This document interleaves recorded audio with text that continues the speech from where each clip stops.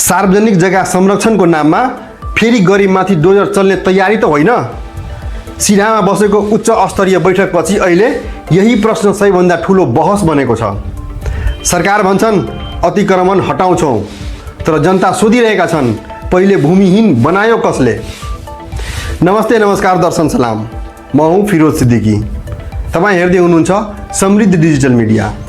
दर्शकवृन्द, आज हामी कुरा गर्दैछौँ सिराहामा सार्वजनिक जग्गा संरक्षणको नाममा सुरु हुन लागेको नयाँ अभियानबारे, जसले सुशासनको आशा पनि जगाएको छ र गरिबमाथि नयाँ दबावको डर पनि पैदा गरेको छ।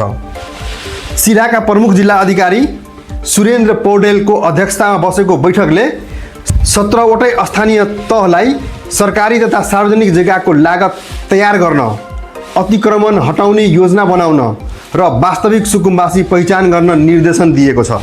सुन्दा निर्णय निकै राम्रो लाग्छ। सरकारी जग्गा जोगिनुपर्छ, नदी, बाटो, गुठी, सार्वजनिक सम्पत्ति जोगिनुपर्छ, यसमा कसैको दुईमत छैन।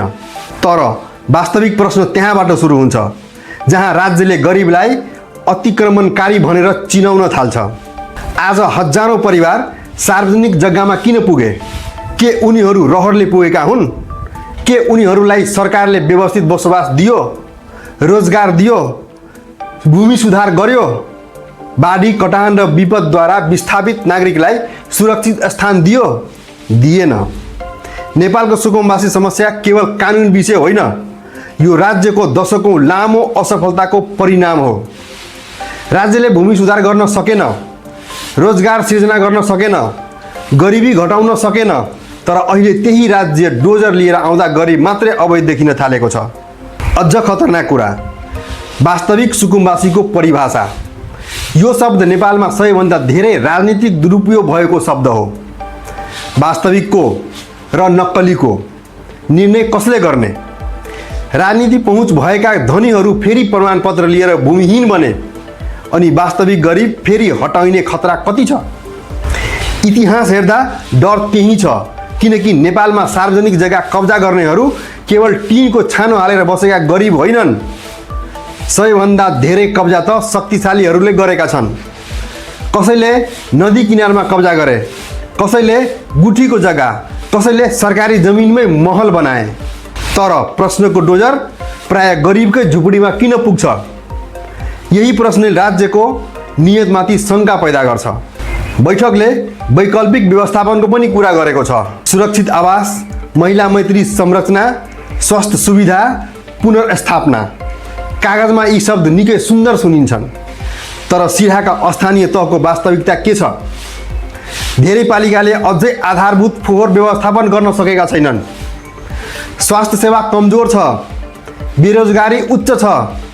त्यसैले प्रश्न उठ्छ, के पुनर्स्थापना साँच्चै हुने हो, वा यो केवल हटाउने अभियानको मानवीय अवधारणा मात्र हो?